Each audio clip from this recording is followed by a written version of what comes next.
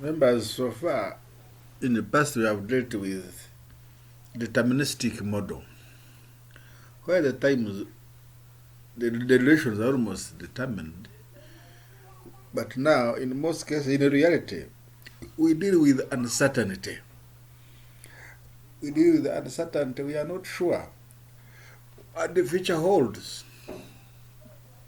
And so we depend on probabilism.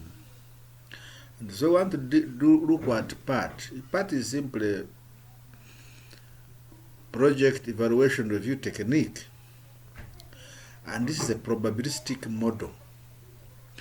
It deals with time estimates. Instead of saying we shall finish this project within 2 weeks, or we shall finish this activity within 4 weeks, we may say, because we are not sure, there could be many uncertainties. Supposing, yes, you wanted to grade a piece of land, maybe a plot, you are start building and you want to grade. Supposing the rain is so much that the place is flooded, certainly you are not going to do anything on the grading. Or you thought you'd get, you finish the course within 2 years, but your funding delays. Maybe you wanted a bank loan and it delays. So there are many things, there are many constraints which stand in our way and stop us from starting or finishing as planned. And so in this model we use estimates, time estimates, and 3 time estimates.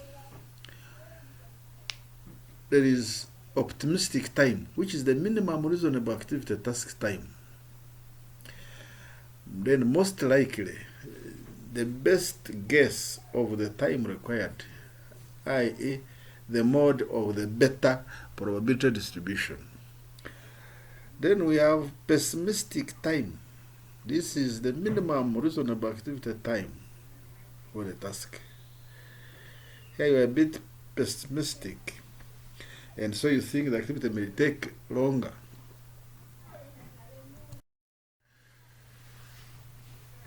To derive the expected time, so since there are 3 time estimates, we need one time to put in the duration box, and this is the weighted average time for task duration as we use from the beta distribution. The beta distribution is extremely flexible. It can take on a variety of forms that typically arise. It has finite endpoints which limit the possible activity times to the area between A and B. And so in beta distribution, the expected duration, or the average, is ED. Expected duration is given by A plus 4M plus B over 6, where A is the optimistic time, M is the most likely time, and B is the pessimistic time.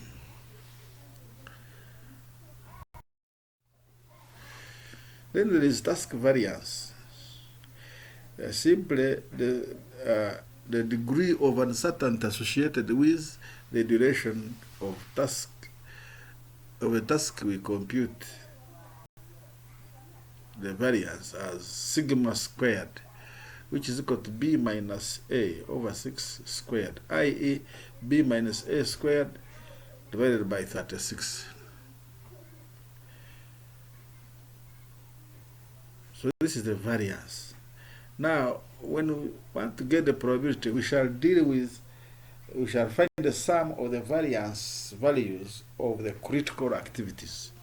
You don't have to waste time on other activities if they are not critical. On the critical, because that's what will determine the project completion time. The activity times follow a beta distribution with the variance of the project assumed to equal the sum of variances along the critical path. So we substitute this in the figure. We substitute this figure along with the project due date and project expected completion time into the Z transformation formula. The Z score. Z score will be given by as Z equals D minus ED, where D is the desired time, ED is the expected project completion time, divided by the summation, the square root of the summation of variances along the critical path. Z is the number of standard deviations, and D the desired completion time. T is the expected completion time. So Z equals D minus TE rather, divided by the square root of the summation of variances along the critical path.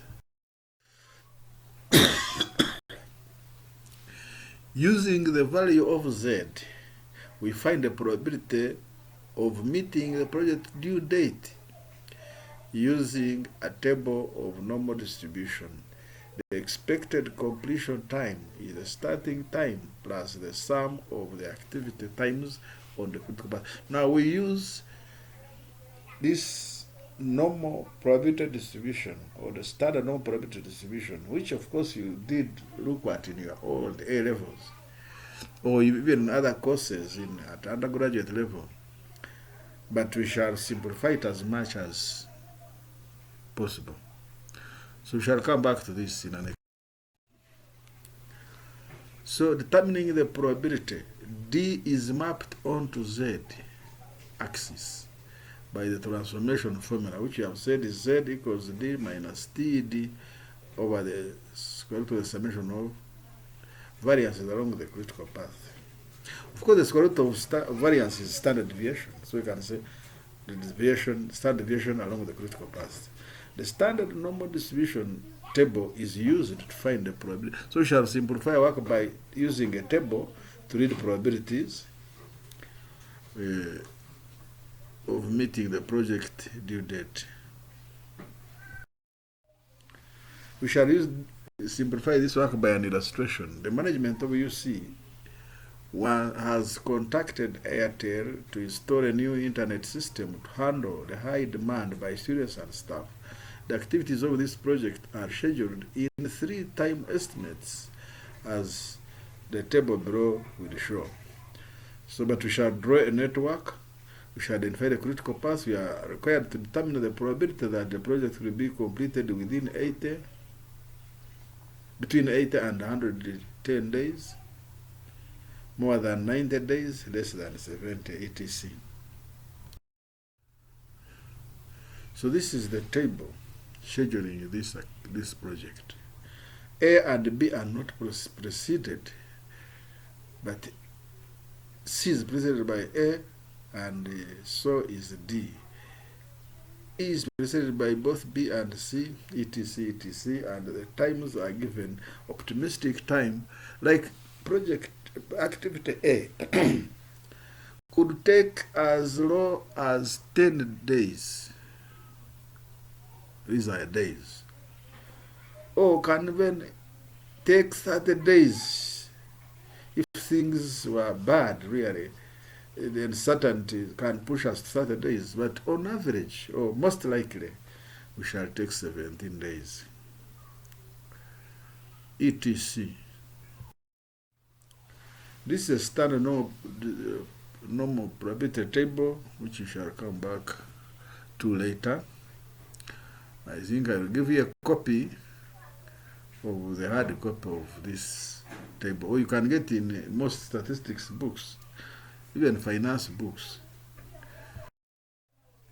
So the Z graph, that Z score, is the probability that the probability that the project will be completed within D days, D1. D is transformed into Z, and the probability is read from the table. So we have 2 axes here. We are seeing Z axis and D axis. So we can map D onto Z by the transformation formula. First, let's draw the network. And we have B and A and preceded, they start from 0. And then we can follow it. You look at A precedes C. So if A ends at 18, C must start at 18. And then end at 56 after 38 days. Now E is a bit problematic because it's preceded by both C and B. The end time or the finish time for B is 27. But now we see E starting at 56, meaning that B will wait supply its input to E until C has been finished. And then it goes through up to H. So the dissertation will be ready after 100 days. After 100 days. And that's the forward pass. We can do the backward pass again. If it ends at 100, H ends at 100, yet it has taken 4, it means it started from 96, and therefore the preceding activities must end at 96. That's why G ends at 96. But for G, it is 96, the end time, the latest finish is the same as the latest start. The latest finish is the same as the earliest finish. And that's why we have slack 0.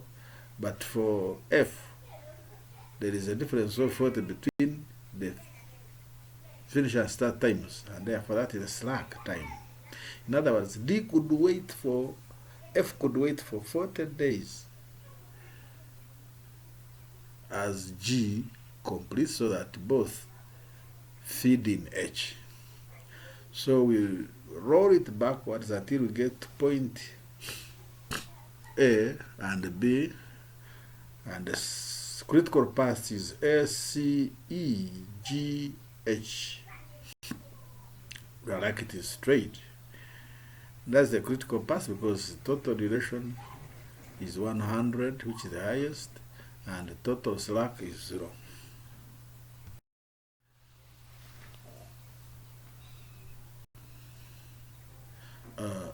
Do the exercises provided as the third coursework that will give you